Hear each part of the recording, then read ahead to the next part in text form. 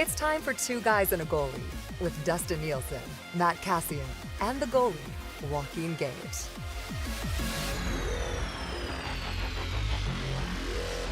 Hey, happy Tuesday, everybody, and thank you very much for being here. The Tuesday after a Thanksgiving long weekend, back and getting ready for the NHL regular season, which is, of course, officially underway. Two Guys and a Goalie, brought to you by CoolBet as part of the Nielsen Media CoolBet Network. If you've not yet signed up for an account and you're watching this today, still time to bet on some NHL futures, actually, before things really sort of lock in tonight. So we're going to go over a few of those a little bit later on in the episode. But if you're not yet signed up for an account at CoolBet, use the code 2GUYS when you do. That's the number 2 in the word guys. And you get hooked up a little bonus when you sign up over there. Happy post-Thanksgiving, guys. Gager, you're on the Smash It Nielsen show this morning. Said not a big traditional Thanksgiving dinner guy, I see. I am, but I'm not. You know, I just one thing, just maybe a little different. You know, just don't get me wrong. I like it, but I just. And I kind of got that with the cheesecake this year. I got the real fancy cheesecake, but maybe one of the main entrees. Just throw something a little different in there. Like a little curveball in there. Yeah, I like the curveball. I'll hit the curve. You know what a good one is, Dusty? I want it, and Gager, maybe more for you, Gager, now that you're looking for the curveball. So this was my plan. This was because I was on sides. My mom does a really, really good turkey. She does how I tell her to do it, which is a slow cook at like 175. Oh, wow. Dude, I'm telling you, all you have to do is you have to hit that like 155 internal temperature and hold it there for 5 minutes, kills all the bad stuff, and you have juicy turkey. It's delicious, but she's really good at it. She's perfected it. So I don't mess with that. However, for the sides, and I got overruled by my lovely spouse because she wanted her green bean casserole that she loves that I make. The famous green bean casserole. I was going to ask if you guys had that. But it's typical. Yeah, it's very, very Texas. But what I wanted to do, Gager, which you could do, is I wanted to do a deconstructed Mexican corn. So you know how you see like in Mexico they walk around you have like the corn in the stick and it's got the seasonings on it. They grill it, they roast it. It's got the cheese. I wanted to do that, except just in like a big bowl form, so it's easier for everybody to eat. Where you grill the corn, like char it on the outside, so a little bit of butter on the outside, and then you just char it so it gets nice and dark. Then you cut all the corn off, and then you mix it with some caramelized onions. If you can there's a Mexican place, a little grocery store on like 99th Street in the city. You can get, I think it's cotija. I think that's what it's called, but like Mexican, the white crumbly cheese, kind of like feta. You can use feta in a pinch, then cilantro and just some like chili pepper, salt, pepper, and maybe some paprika. And it'd just be fantastic. But that's what I wanted to do. My wife wanted to do green beans. So we compromised and made green beans. See, you know what? Smart move, Cass.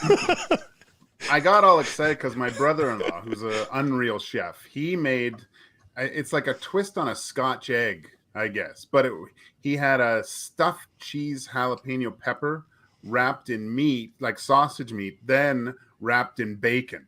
And so not even just like a bacon wrapped. Like no jalapeno, like you said, kind of like a Scotch egg. Different. And it was unbelievable. But he didn't like. We both like the heat. Like we can take the heat. But he went and just got some, I think, like store Safeway jalapenos. And usually, there's a little bit of a bite to them, but not what he had. These were like those chips, those hottest chips in the world, jalapenos, for some reason. And they just lit you up. But it was so good. So I did get that twist and I was excited for those. They were fantastic, by the way. So I have to try to recreate, because they looked like they were huge too. They looked like baked potatoes wrapped in bacon when you saw them, but unreal. You guys are going to hate me for this, but I had to Google Scotch egg while you guys are doing it, because what is that? I'm like, what is a Scotch egg? What is that? It's like a soft boiled egg or a medium boiled egg coated in sausage and then breaded and then deep fried. Oh, wow. So it's that like sounds like something I like. It's like a European, it's like a British, Scottish, obviously thing. Oh yeah, really, really Makes good. sense. When they're done well, like if they're overcooked and they end up hard boiling the egg, or like the egg is overcooked, it's not as good. It's still really good, not as good. But if you have like that, almost like ramen egg, like where the yolk is just thick. Like it's not liquid. It's like, but it's kind of like thick and gooey. And then an egg, and then the sausage, and then the breading. It's deadly. Can you put ketchup on that? You could. Good. I mean, I probably wouldn't. It's deep fried, so it's like you. I don't think you really need anything to dip it in, and you have the yolk. So if the yolk's done right, you don't need anything to dip in because that's the kind of your sauce is the yolk. I think the Five and Dive has Scotch eggs. Does it not? There's a couple places I think that got them. We gotta go for Scotch eggs, Dusty. Yeah, I wouldn't mind trying a Scotch Egg. Doesn't sound like something that scares me, so I think I'd like to try it at some point. Until you guys explained to me what it was, I would have been like, I don't like Scotch Eggs. I'm not going to have a Scotch Egg, but it actually sounds pretty good. All right, Edmonton Oilers, they'll open up at home tomorrow. Let's just take a quick look-see here at their final lines of the final practice before, of course, tomorrow's morning skate. And here's what they were today. McDavid between Kane and Puljujarvi. Draisaitl between Hyman and Holloway. Fogle with Nugent McLeod. Ryan with Malone and Yamamoto on the fourth line. He's still getting back up to speed. I think there's a chance they might actually end up going with 7 defensemen. But Nurse, Kesey, Barry, Kulak, and Murray and Bouchard, which is kind of interesting. That's not really the blue line that we were expecting with Barry with Kulak and Murray with Bouchard. But all in all, boys, that's a pretty strong-looking lineup, isn't it? Like that's pretty. There's not a lot of. Well, let me ask you this. This is a good question. What would you consider? I don't want to say it's a weakness, but let's say what would you consider the weakest part of the Oilers' lineup constructed the way it is heading into the season? Still your decor. To me, that's still, and again, it's not like it's weak. It's not like it's horrible. It's not like it's atrocious. I don't think any of that thing, but I think that's where the challenge will be. And I think that the challenge for that group is going to be, it's very, very homogenous. Like there's a lot of similarity between all those defensive players for the most part. Again, and you saw it in the preseason, Darnell Nurse has the ability to be a physical guy, but you don't want him to be that overly physical guy that's, going out there and getting in fights. Not that anyone needs to go out and get in fights, but you need him to play, and you need him on the ice, and you need him to play a lot of minutes. And when I look up and down the lineup, I don't see a lot of guys that just bring different elements to the game that may be beneficial over the course of the season, and particularly in the playoffs. And so I just think that if there's an area on the team that they still could improve in, that's it. If Darnell Nurse goes down with an injury, they're in trouble. So I don't see the depth in the defense that they have at forward, because forward, they have a ton of depth up and down the lineup.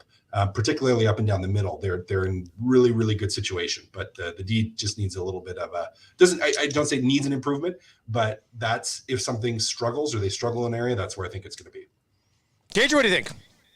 Yeah, I don't think it's a weakness. I think there's more question marks when I look at it. Okay, that's a good way to look at it. I think it's good. I think there's potential to be really good. Like if a couple of these guys take steps, that could be a really good decor. But yeah, I don't look at it as the weakest link. It just there's still a few question marks. I'll give it 15 games, Dusty. Let's say that and see how that looks. Do you guys, certainly I'm not describing them as soft, but do you guys think you need a level of toughness beyond theirs to have success in this league still, Cass? I know the game's changed even from when you played and before you played, but what do you think? Yeah, it's not being soft. I don't think they're soft. They're not a group that's incredibly hard to play against. Like they're not. They don't have someone that's going to punish you in front of the net or along the wall or in the corner. Again, Darnell Nurse has the ability to do it, but the quality of players that he's going to be playing against aren't going to be guys that you're going to be doing that all the time. Like you need to pick your spots in order to do it.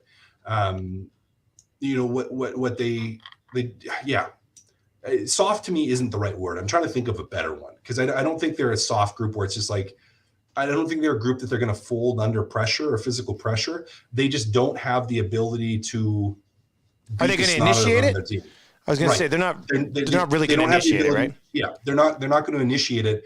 And so if you look at like a team like Calgary that's going to initiate that, if you have a 7-game series against Calgary, which is possible this year, that's one of the teams you're very possibly going to have to go through. Do they have the ability to raise their physicality to a level that they're going to be able to win a series like that? They were fine last year. Yeah. Last year Against Calgary, right? Yeah. Yeah. Gager, do you think it's a concern at all? Like, I don't think Jay Woodcroft looks at his lineup and goes, man, we might get pushed around some nights. Like, I don't think he coaches that way. I don't think he looks at it that way, but do you think many teams look at it that way nowadays? I mean, we're talking about two different times in the year too, right? And I think when you have certain players playing a certain way, especially come playoff times, when Connor McDavid throws the first hit of the game and railroads some guy in the corner, I mean, everyone's going to be following along with that, right? Yeah. So I think there is a physical element to the way that the Oilers can play, because we saw it last year in the playoffs, and it's essentially a lot of the same personnel. Their physical play revolves around their leadership group and how physical they're willing to play on a nightly basis. I think it's a mentality from the leadership group.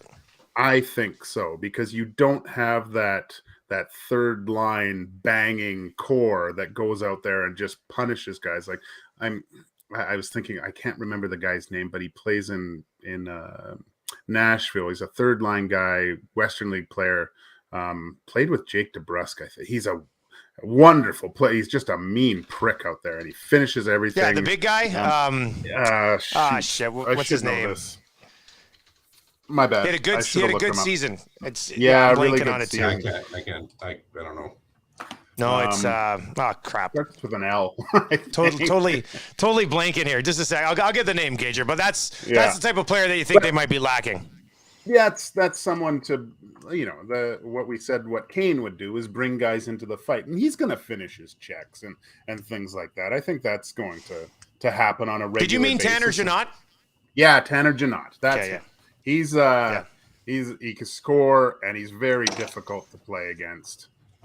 It'd be nice to see someone like that in the Oilers lineup, but again, I think with they'll follow these the leaders into battle for sure. Cass, do you like the idea of starting with 6 straight at home? Like, put yourself as a player in those shoes. You rather get on the road a little bit, or do you like starting with 6 at home? I like starting with 6 at home. You can get comfortable, and I think teams generally most teams, historically, statistically, you're better at home. Multiple reasons to that. But I think it gives you an opportunity to start off on the right foot. Like, if we look at teams in the past number of years that have had to start out with big stretches on the road, I don't know if any of them have made the playoffs. The record, like, was it New York, the Islanders? The Islanders started, and they had a lot of, like, people thought they'd be pretty good last year, and they had that crazy because of their rink, right? So they got crushed on the road over and over again. And I think this is kind of the opposite, where you can at least get into the rhythm. Like, you're still happy to be at home. You're just so excited at this point to get the season started that you can get into a rhythm with that. So I like having home games to start. I'm a fan of it. I think it will benefit them more than starting 6 in a row on the road. Yeah, that would not be ideal. Ideal. That's for sure. Yeah. As they get set to fire up their season. And we're going to take a look. We'll do some over-unders a little bit later on, but we're going to kind of do a quick rip across Canada here. Starting with the Vancouver Canucks, let's go west and work our way out east. Guys, when it comes to the Canucks, and this will be the question we kind of ask along the way here, what would be a disappointment for the Canucks this year as to where your expectations for them are? Like, if the Canucks don't make the playoffs, I don't think it might be, if anybody misses the playoffs, they're going to be disappointed. But as far as our expectations go, Gager, what would be a disappointment for you for the Vancouver Canucks? Gosh. I think they'll be battling for a wild card. Yeah, I just don't see them doing well. I don't know why, because you know how I feel about Demko too. I don't see them as a playoff team. I think anything that they do get is kind of a bonus. I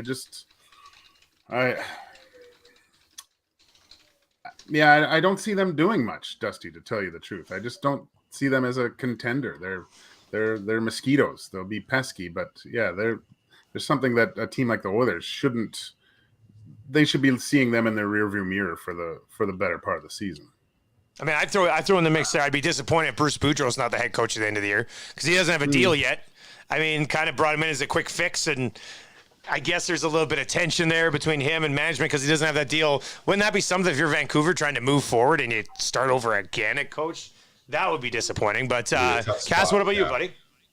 I kind of figure if they finish in one of those last 3 spots in the division, to me, that would be the. So you got to be mid-pack if you're the Canucks. You got to be mid-pack. I don't even think necessarily you have to be like in the mix for that wild card position, because I don't think they're going to be great. But I think you got to be mid-pack. Like if you drop to the bottom here, that's really going to be hurting, and that I think would feed into your concern about the Boudreau is like, well, if they do finish down there, can you bring him back as a coach? And then what kind of turmoil is it because you've gone through so many and it could just be a messy situation. So I think because really, how do you not give Boudreau a contract if they finish or they're sniffing kind of a wild card spot? Yeah, he's probably going to get a deal.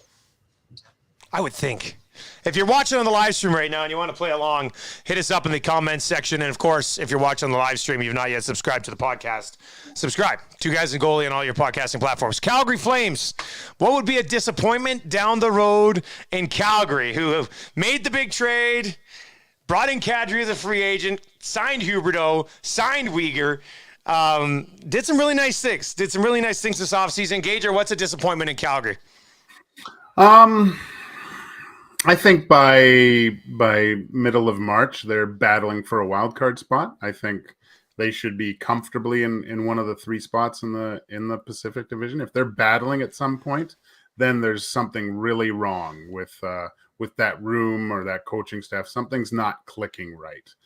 They've got all the pieces. And when Cass, you were talking about that kind of rough and tumble play, I think that was kind of their downfall last year. You made complete sense is they started playing that playoff brand hockey from game 1 and just couldn't raise it to another level. And they didn't have anything left. So they're going to be good. They're going to be really good. Some of those Huberdeau, I can't wait till I think it's the 29th when they play Edmonton. They should be playing them 6 times. I don't know what the heck the league was thinking there. But I just think that they should be battling for the tops in the Pacific with the Oilers all year.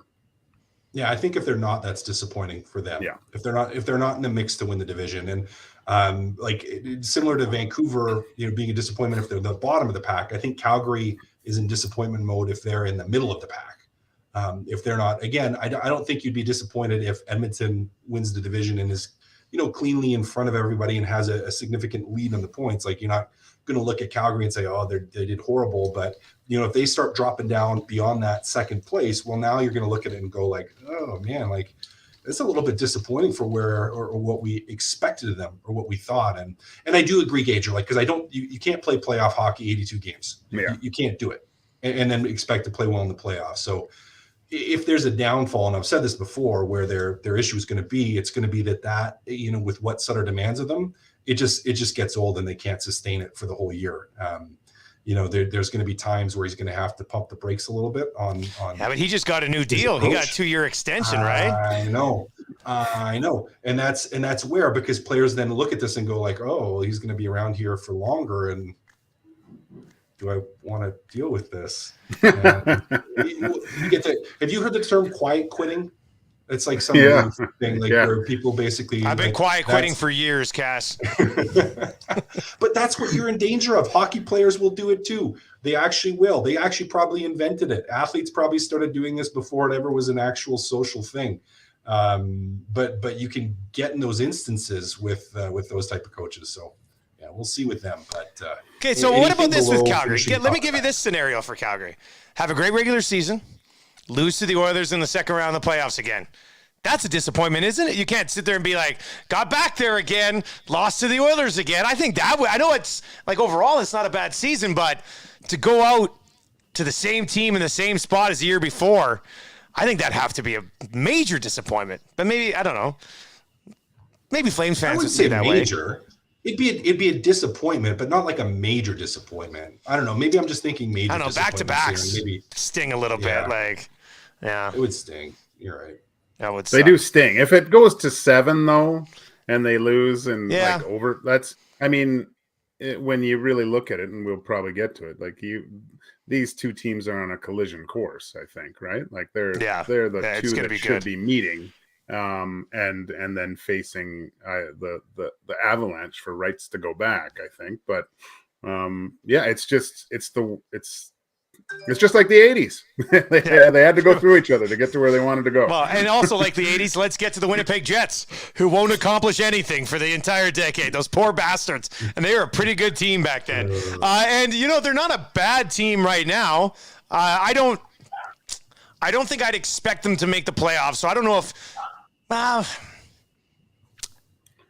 won't be disappointed if they don't make the playoffs because they don't expect them to make the playoffs. But I guess I would be disappointed if the culture there doesn't get fixed. Seems like a pretty nasty spot to be in right now. Cass, what would be a disappointment for the Jets this year? This one's a little bit tougher because I'm like, what do I truly expect from them?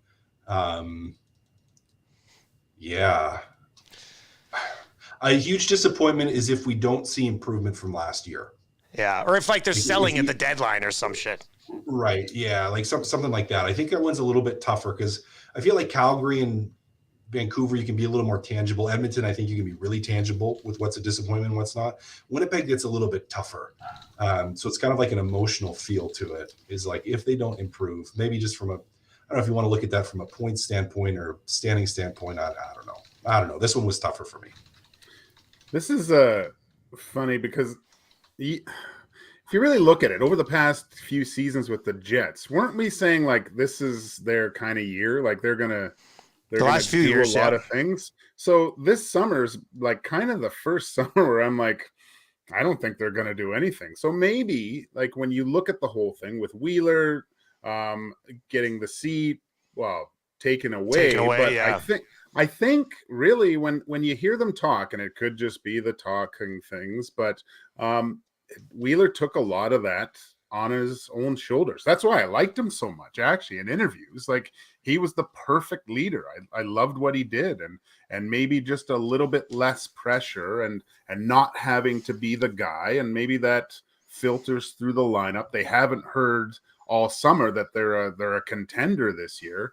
Maybe they come with a little bit more of a chip on their shoulder and underdog mindset, new coach, like look at the Capitals when everyone thought that they were going to walk through everyone, and really when you look at it from when the Caps won the Stanley Cup that year, if you looked at their probably last 3 years of their teams, if you looked at them on paper, those teams were way better than the team that they won the actual cup with. So I wouldn't count them out, Dusty.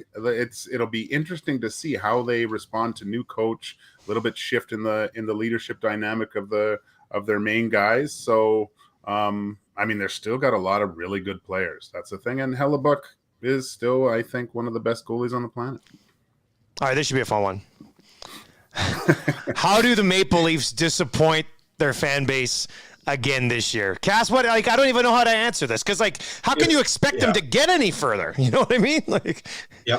Anything less than a conference final and being in the conference final, not getting the floor wiped with yourself, not getting just rolled in the conference final, but having a chance or being. So you're coming out of the div. You're not just even accepting one round victory this year. You gotta get the div, and you gotta be threatening in the conference final. Anything less than that for this group is a massive disappointment. Gager? Oh, I don't see how they do it. I really don't. I don't either, but it's a disappointment. Well, yeah, they have the second best Stanley Cup odds right now, but that's just because they get heavily bet. It's a fool's task if you're betting on the Leafs at plus 1,000. I think they're going to just keep doing what they're doing and lose in the first round again, and it'll be kind of funny to watch. But yeah, Yeah, the conference finals. I think they have to, or else they got to start moving things around. Yeah, because they're beyond the point of winning a round and losing in 5 games in round 2. Like you've wasted those years already. Like you got to move past that, right? You're beyond playoff baby steps now. I know they haven't done it, but they've lost the luxury and patience of doing that. I think that's fair. If they can get that William Nylander against Latvia type of effort, then they'll be something. Look out. All right, Ottawa Senators. Let's go to Ottawa. Cass, you're the Sens alumni on this thing. What would is it if they don't make the playoffs, would you be disappointed this year? Are you going that far? I would be disappointed, but I'd be disappointed because I want them to do well. I wouldn't be disappointed because I think I would be disappointed if they're not challenging, really actually disappointed if they didn't challenge for that wild card spot. Like I think they have a shot at it. I think they might do it. I would be disappointed if they're out of this. So if they're out of the playoff race at Christmas time or in the new year, that'd be awful. To me would be a huge disappointment. If they're kind of nipping at the heels and they're kind of in it and they're pushing forward and they're battling for that wild card spot and they end up not getting it, like I'd be sad, but I wouldn't be like, oh, what a disappointing season, because they would have taken a big step forward. To me, if they're out of it. So if at any point before, let's call it February, they're out of it completely and we know they're not making it or don't have a sniff, that would be disappointing to me. It would be disappointing if they didn't make the playoffs to me, Dusty. When you look at that's a big jump. It's a big jump, but look at what they've done. You know, they signed all those young guys. Like they have a core in there that's going to be a really good young core. Really good young core. And if I'm the general manager of the Senators right now, I want those guys not like they haven't made the playoffs in a long time. And I want those guys to taste that and get a little bit of that hunger of getting to the playoffs and doing well. I think that's imperative for a young group to not have that not making the playoffs again type of mentality throughout the year. This is a huge, important year, I think, for the Ottawa Senators, and I'd be really upset after doing all that hard work and bringing some guys in, Talbot, Drew, and not making the playoffs. That would be a huge disappointment, especially for that fan base. I think, and they did go out and I think surprised and impressed everybody in the offseason. They had 73 points last year. The second wildcard team had 100. So for me, I think the level of success for the Sens this year, could it all click and could they make the playoffs? I guess there's that chance.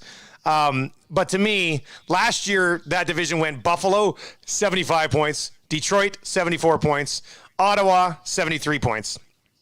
And if you're the Sens and you don't finish ahead of Detroit and Buffalo this year, I'd be disappointed. And I think Detroit's going to take some positive steps too. But when you're Ottawa and you've brought in Giroux and you brought in DeBrincat and you got this core you're all pumped about, you got to take that next step to at least be fifth in a really good division. You can't be sitting there behind Buffalo and Detroit again. That would be a disappointment. And then Montreal had 55 points last year. I mean, I don't know.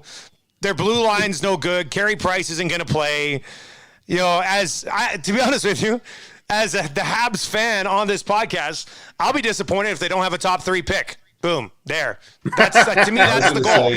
Yeah, I was going to say, I think you're disappointed if you're not drafting Connor Bedard. Yeah. That's a disappointment. Wouldn't that be something? Yep. God, that's the disappointment. That would be amazing. That'd be good. Yeah. I would like. I want to see the top kind of next generational players go to Canadian teams. I think that's kind of important. Got some good ones in McDavid and Matthews and those guys, right? We and those are the teams we get to watch mostly. And I mean, even if we fast forward to next year, then the Habs are still crap, but I'm watching that game. I'm watching to see what this kid's doing. Hopefully they can fall and get him. That'd be great.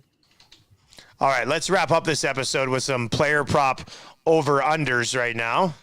And I've got 4. All these numbers are available, a cool bet, but likely only until when the puck drops tomorrow at the latest, I would think, if guys aren't playing tonight. Here we go, guys. Let's start with Ryan Nugent Hopkins, the Nuge. Over or under 58.5 points for the Nuge this season. Where are you going? Gage is going over. Over. Even as a third line guy. Interesting. The power play. He is locked in he'll on get that many points. Arguably the best power play in the league. Yeah. Cass? Easy. I gotta take the under. I gotta take the under. He'll get those power play points, but on the power play, when I look at how it's structured and how it's set up, I mean, he's not the trigger man. He's an extra option, but generally the puck flows through two more guys after he touches it. So I don't know. He's going to get his points, but is he going to get that many? I don't know. He's mostly going to be your third line center. That's where he's going to primarily slot in if things go according to plan with some of the young guys. So I would lean towards the under. He went to 110 flex stick. He's going to be chucking bombs from over there. Nothing more dangerous than that nude shot from his left side there. Sneaky little shot sometimes, but not overly a threat on the power play in that spot. All right, Sidney Crosby. Over or under 83.5 points for the upcoming season. I'm going to go under. I don't think that's attainable. Got to stay healthy and just like if he's healthy, I think he gets it. You guys realize that Sidney Crosby is 35 years old? Yeah. I'm going to disagree with you again here. Actually, I don't, but I will disagree. I don't hate it, but I'm going to disagree with you and take the over. When I look and I pull up stats and I look at it. Nerd. Yeah, I'm a nerd. It's been a long time since he hasn't crossed that threshold, really, in real points terms for full seasons. Like, I mean, you're looking back, to 2012-13, but he was hurt in a lockout year, rather. Could he fall off a little bit? Yes. Is he going to fall off that much? I don't think so. I lean towards I think he's still got 90 in him. I lean towards the over. All right. And let's go with these two guys. Matthew Tkachuk, over under, also 83.5 points. Oh, I'll go over. Playing with Barkov, that's a whole different beast. He'll get over that. Yeah, I got to go over too. To me, that one's Florida's an offensive team, play that high power offense. They put up a ton of points. He's not going to change that. He's going to be on the benefiting end of a whole bunch of that. So I think he gets over. Sounds like one that I'm going to bet right after the show. Gager, I know you got your cool bet count. Jason Robertson goal total set at just 33.5 if you want to hammer that. Yeah. Oh, my God. I know. Yeah, just a heads up. I want to give you the heads up on that one. I know you'd like that Thank you. one. All right. Final one, Jonathan Huberdeau. Over under 94.5 points down in Calgary. It's a good number. Oh, it's over. It's over. For sure it's over. He'll get 100 points. Sure. But they're going to be a defense first team. Gaudreau and Tkachuk put up huge numbers last year, though. Yeah, but Gaudreau and Tkachuk, who's Huberdeau playing with? Lindholm, man. I know Lindholm's going to put up a whole bunch, but I don't know. Did you see the play Huberdeau made along the boards? Did you see that? Was ridiculous. That was insane. McDavid, yeah. Oh, man. That was really nice. And you heard Suter say he passes. He's the best Flames passer of all time. Is what Sutter's just been tossing shit at all these guys who left. Both Tkachuk and Gaudreau have got it hard. I got a lot of time for Daryl Sutter. Like the way Daryl Sutter approaches things, I got a lot of time for him being like subtly snarky towards some of these guys. Like it's pretty funny. Great. Yeah, it's pretty good. I got some time for that. All right, well, we won't have another episode before the Oilers open up at home. Cass, let's go. They beat the Canucks? Yeah. Do they beat them in regulation? Asking for a friend. I would say yes. Yeah, that's what I was leaning towards, too. That'll probably be my play tomorrow for this game, I would think. Gager? I can't wait. Yeah, they're going to win, and the Draisaitl line is going to be completely dominant and probably have a massive night, is what I'm predicting. All right, so we'll smash the over on Hyman and Draisaitl and Holloway as well. All available over at CoolBet. Enjoy the Oilers opener. We have made it back to the beginning of another Oilers season, and once again, wouldn't be possible without our partners over at CoolBet. So if not yet signed up for an account, coolbet.com is where you can do it. Use the code 2GUYS, number 2, and the word GUYS. When you sign up, you get a 100% deposit bonus on your initial deposit up to $200. Cass, what you got? Your pregame duties? Pregame duties tomorrow, TSN 1260, ready to roll. So pre and post. Yeah, we'll be back on that. So it'll be good to have it really count. We'll have to clean up our struggles from preseason. It was good. It was always good. But the real deal starts. Yeah, it should be fun. Looking forward to it. Looking forward to breaking it down later in the week as well. Gager, Cass, we'll talk to you guys later in the week. Later, boys.